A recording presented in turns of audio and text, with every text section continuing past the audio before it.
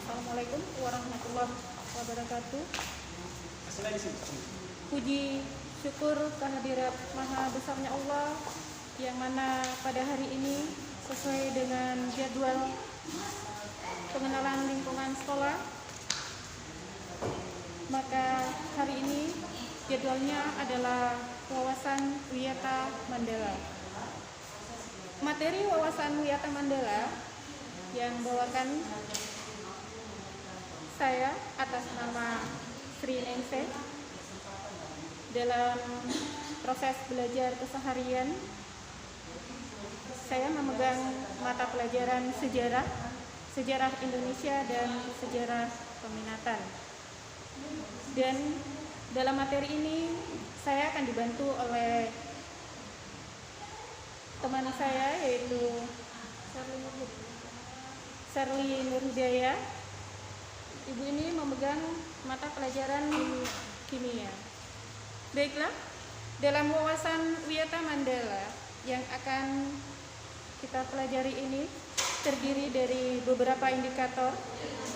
Indikator pertama adalah arti dan makna wawasan Wiyata Mandala. Indikator kedua adalah sekolah dan fungsinya. Indikator ketiga adalah fungsi sekolah. Indikator selanjutnya adalah ciri-ciri sekolah sebagai masyarakat belajar. Dan selanjutnya adalah prinsip sekolah,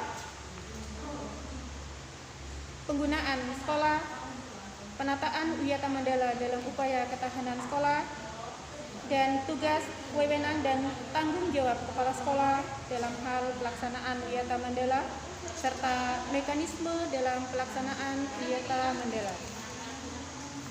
Baiklah, saya akan langsung saja masuk dalam arti dan makna wawasan Wiyata Mandala. Wawasan adalah suatu pandangan atau sikap yang mendalam terhadap suatu hakikat. Sementara Wiyata Mandala adalah sikap atau pandangan menghargai dan bertanggung jawab terhadap lingkungan sekolah sebagai tempat menuntut ilmu pengetahuan. Adapun unsur-unsur daripada Wiyata Mandala adalah yang pertama sekolah. Sekolah merupakan lingkungan pendidikan. Yang kedua ada kepala sekolah, yang mana kepala sekolah mempunyai wewenang dan tanggung jawab terhadap penyelenggaraan pendidikan dalam lingkungan sekolah. Selanjutnya, antara guru dan orang tua harus ada saling pengertian dan kerjasama yang erat untuk mengemban tugas pendidikan. Dan yang keempat adalah warga sekolah, dan selanjutnya sekolah itu sendiri. B. Sekolah dan fungsinya. Sekolah, pengertian daripada sekolah adalah merupakan tempat penyelenggaraan proses belajar mengajar, menanamkan dan mengembangkan berbagai nilai ilmu pengetahuan, teknologi, dan keterampilan. Sekolah merupakan pendidikan formal, tempat berlangsungnya proses belajar mengajar untuk membina dan mengembangkan ilmu pengetahuan. 2. Pandangan hidup atau kepribadian. Yang ketiga, hubungan antara manusia dan lingkungan beserta dengan Tuhannya. Dan 4. Kemampuan berkarya. Fungsi sekolah. Sekolah mempunyai fungsi sebagai tempat masyarakat belajar karena memiliki aturan tata tertib kehidupan yang mengatur hubungan antara guru, pengelola pendidikan, siswa dalam proses belajar mengajar untuk mencapai tujuan pendidikan yang ditetapkan dalam suasana yang dinamis. Adapun ciri-ciri sekolah sebagai masyarakat belajar adalah ada guru dan siswa, hingga kemudian timbullah proses belajar mengajar secara tertib. Yang kedua, tercapainya masyarakat yang sadar, mau belajar dan bekerja keras. 3, terbentuknya manusia Indonesia seutuhnya. Prinsip sekolah. Sekolah sebagai wiyata mandala selain harus bertumpu pada masyarakat sekitarnya, juga harus mencegah masuknya paham-paham atau sikap atau perbuatan yang secara sadar ataupun tidak sadar dapat menimbulkan pertentangan antara sesama karena perbedaan suku, agama, asal usul dan keturunan, serta tingkat sosial ekonomi serta perbedaan paham politik. Sekolah memiliki prinsip-prinsip sebagai berikut. 1. Sekolah sebagai wadah atau lembaga yang memberikan bekal hidup. Dalam hal ini, sekolah seharusnya bukan hanya sekedar mencetak para intelektual muda, namun lebih dari itu, sekolah harus menjadi rumah kedua bagi masyarakat pembelajar. Prinsip yang kedua adalah sekolah sebagai institusi tempat peserta didik belajar di bawah bimbingan pendidik.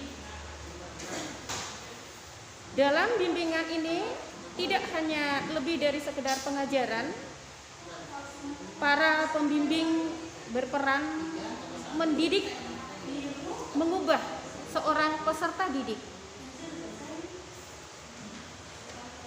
menjadi seorang orang tua, bahkan menjadi seorang kakak.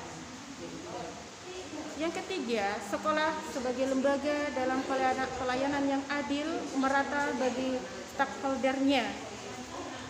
Yang keempat, prinsip sekolah yang keempat adalah sekolah sebagai lembaga pengembangan bakat dan minat siswa.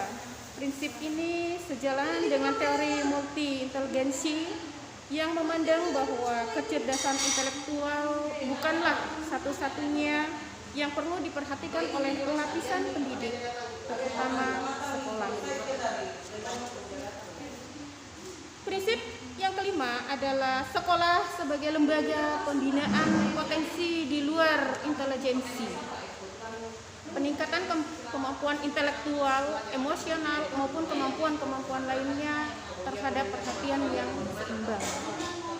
Yang keenam, sekolah harus memberikan perhatian serius untuk mengembangkan kemampuan emosional dan sosial, kemampuan berkomunikasi, berinteraksi, kemampuan bekerja sama dalam kelompok, dan yang lainnya. Prinsip yang selanjutnya adalah sekolah sebagai wahana pengembangan sikap dan watak. Sikap sederhana, jujur, terbuka, penuh toleransi, rela berkomunikasi dan berinteraksi, ramah tamah, bersahabat, cinta negara, cinta lingkungan, siap bantu-membantu, khususnya kepada yang kurang beruntung, merupakan sikap dan watak yang perlu dibentuk di dalam lingkungan sekolah. Kedelapan, sekolah sebagai wahana pendewasaan diri. Di dalam dunia yang berubah begitu cepat, salah satu kompetensi dasar yang harus dimiliki setiap peserta didik adalah kompetensi dasar. Belajar secara mandiri. Dalam proses pendewasaan yang diberikan oleh sekolah, pendidik tidak lagi perlu menjejali pemikiran peserta didik dengan perintah. Prinsip yang terakhir adalah sekolah sebagai bagian dari masyarakat belajar atau learning society. Sekolah bukan hanya sebagai tempat pembelajaran bagi peserta didik, namun juga seharusnya sekolah mampu menjadi pusat pembelajaran bagi masyarakat di lingkungan sekitar. Indikator selanjutnya, penggunaan sekolah. Penggunaan sekolah sebagai suatu lembaga pendidikan yang diperuntukkan sebagai tempat proses kegiatan belajar mengajar. Hal-hal yang tidak diperbolehkan dijadikan sebagai tempat adalah hal-hal yang tidak diperbolehkan dijadikan sebagai tempat adalah 1. Ajang promosi, kunjulan produk-produk, yang tidak berhubungan dengan pendidikan. 2. Sekolah merupakan lingkungan bebas rokok bagi semua pihak.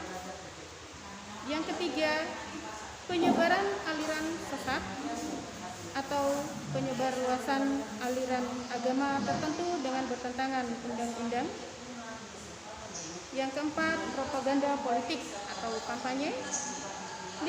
Syuting film atau sinetron tanpa seizin pemerintah daerah. Dan yang terakhir adalah kegiatan-kegiatan yang dapat menimbulkan kerusakan, perpecahan, dan perselisihan sehingga menjadikan suasana sekolah tidak kondusif.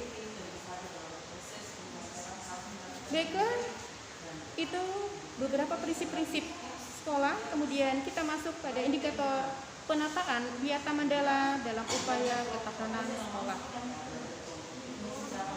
Ketahanan sekolah lebih menitik beratkan pada upaya-upaya yang bersifat preventif. Dan yang kedua, untuk menjadikan sekolah sesuai dengan tujuan dan fungsinya, perlu dilakukan langkah-langkah sebagai berikut. Yang pertama, meningkatkan koordinasi dan konsolidasi sesama warga sekolah. Selanjutnya, melaksanakan tata tertib sekolah secara konsisten dan berkelanjutan. Ketiga, melakukan koordinasi dengan komite sekolah dan pihak keamanan setempat. D. Mengadakan penyuluhan bagi orang tua siswa dan yang bermasalah. Selanjutnya, mengadakan penyuluhan dan pembinaan kesadaran hukum bagi siswa, pembinaan dan pengembangan keimanan, ketakwaan, etika, bermoral Pancasila. Dan bagian G, pengembangan logika para siswa, rajin belajar, gairah menulis, gemar membaca, informasi, dan penemuan para ahli. Bagian H, mengikut sertakan siswa dalam kegiatan ekstrakurikuler dan pengembangan diri. Dan yang I adalah mengadakan karya wisata dalam rangka pengembangan iptek.